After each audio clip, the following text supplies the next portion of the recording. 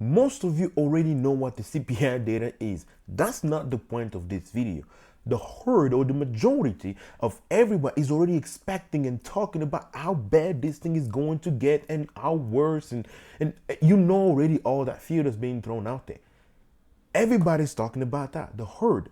But again, I want to remind you something, because the point of this video is, even though the numbers came up really high, it is actually a good thing. It actually good news, if I can put it that way. And I understand it's bold to say it, but I want to show you, or I want to tell you exactly why. And it's going to be a very short video, but I'll tell you why I think this is important for everybody to know why this is a good news. And stop following the herd. Stop following what everybody else has said, because guess what? They were wrong. Even the president was. Anyway, so let's just dive right into it. You see, one of the most important things that we're looking here, and I want to just read this quote here from Bloomberg. It said, "It's been a reality check. Markets were again ahead of themselves. The herd, like I said, the Federal Reserve will not step on the brakes before year end. And so we can expect more rate hikes." Yes, we should. Jerome Powell already told us they were not going to slow down. We already knew that, right? And everybody was thinking, just because we did slow down back in July, for whatever reason, or at least not slow down, flat, right? It was flat, that we stopped. Again, it happened in April. We had the same thing, and everybody thought it was going to be that way. But again, like, this is not the point of this video. I'm going to tell you why I think this is important, but I'm just going to get a little bit into this so you understand why you should not be following the herd, because the herd always think, for whatever reason, that they're right, but they're not. Don't follow the herd. The herd always end up there. You're supposed to be doing what's best for you. So again, they talked about everybody had a different expectation. Everybody thought these things were going to be different, but guess what happened? It changed. So you should always have the opposite of what the herd is thinking. Even if you look at this CPI number that we just showed, I'll go ahead and show you the numbers here. 8.3%.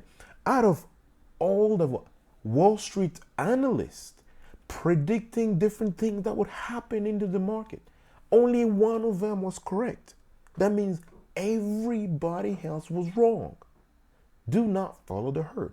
But okay, great. We know that the CPI number were 8.3%, right? But the most important number, what I usually look at, is this one, because when you look at energy and food, they're very volatile, right? Energy go up and down. Just like right now, we know with what's going on in Europe, energy is not exactly stable, right? So that's happening. But food prices also as well. But when you look at the core is goods and services, right? And that's what tells us really if inflation has been slowing down. And as you can see, the forecast was 6.1, but we came up at 6.3. So it means even without those ones, inflation still went up. Which again, still not the point of this video. But one thing I want to tell you for sure is, we all know that this is an election year. So there is also politics that's going into this. But I think this is a good thing for Jerome Powell. This is where I actually want to come into the reason for why I'm making this video. It's a good thing for Jerome Powell, because guess what? He's on his second term. So he doesn't need, politically speaking, he doesn't need another term. He doesn't have a reason to slow down. He can literally put the market right there like a lamb and chop it up. It can sacrifice it literally and be as aggressive as it can be to justify what he wants to do. Because if we look on a political standpoint, or at least he's already on his second term, right? I know there could be pressure from back here and there, but this is a good thing for the Fed to actually do what they need to do. Like, what needs to be done. They have to be aggressive. And so most people were thinking of a 50-point basis point. That's what right now, let's just put that on the side. A 75 basis point is a for sure, because it would be dumb and stupid for them to even lower that. And again, now this is what brings me to another point that I'm saying why this is a good thing. Remember, it's like we've had two 75 basis points. It hasn't done really much of anything so far, right? So is the recipe working yet? Well, we're gonna have, now probably it's most likely gonna happen.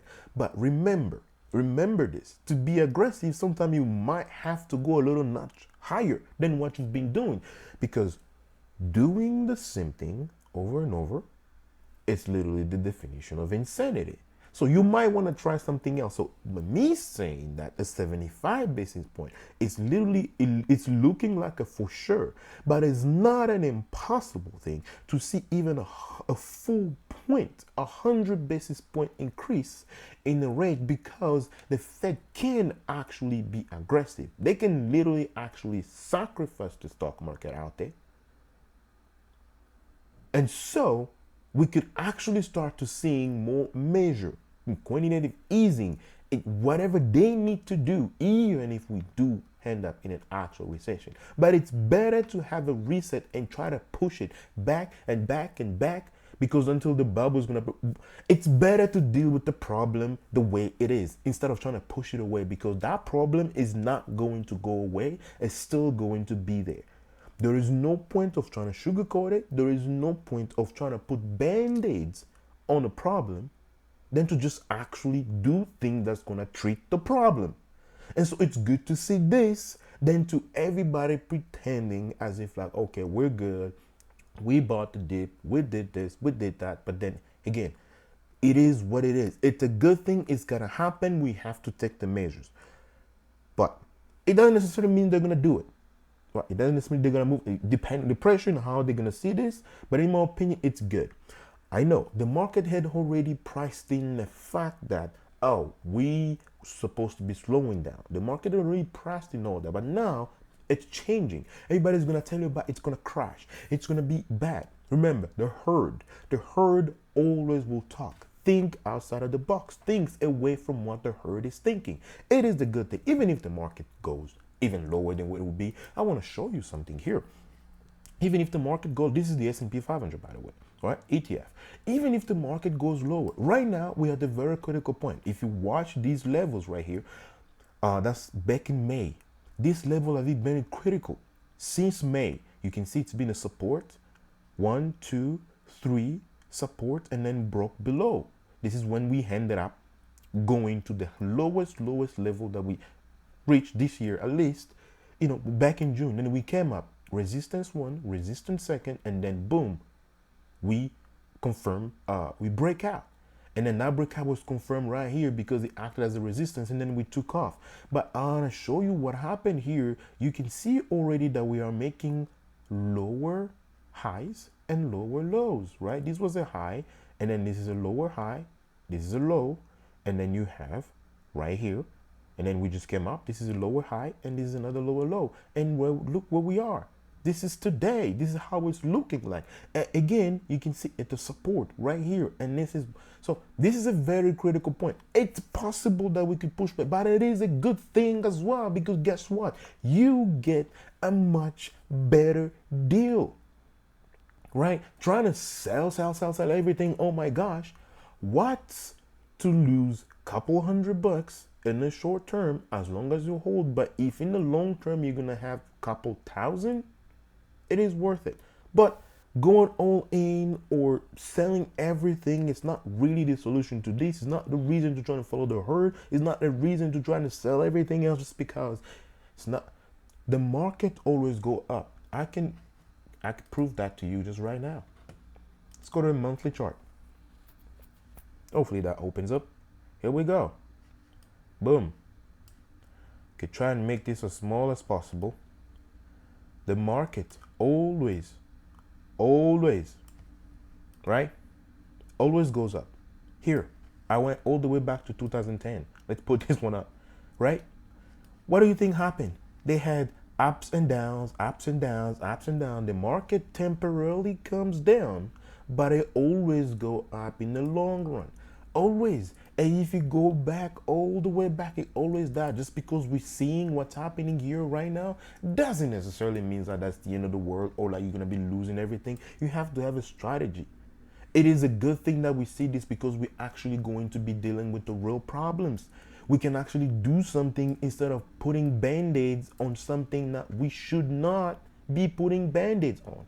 And this is a good thing for Jerome Powell to actually decide, or at least trying to take measures. Just like I said, they wouldn't be slowing down they will actually be doing things that matters. They should do things that matter. They should do things that will actually treat this thing and push it. And so 100 basis point, it's something that out there, it's on the table. Right now we are between 2 to 2.5. With the Fed rate hikes, it is possible because with the 75 basis point, we should be already in the 3%. But I think 100 basis, it's out there. And since we've done already 275, it's only fair if you do another 100. Or not another, but you do 100 at least. Why not just push this thing? Don't try to babysit it. Do what needs to be done. This is not it's a very unpopular opinion, but I have to say it. And it is a really good thing. Let's deal with it. Let's do what's actually necessary. And it's an opportunity to buy the dip. Even more. So, thank you guys. Don't follow the herd. As always, smash that like button. Follow us for anything that stock market or anything else that we could talk about on this channel. Thank you again, guys. As for me, I will see you in my next video. Bye-bye.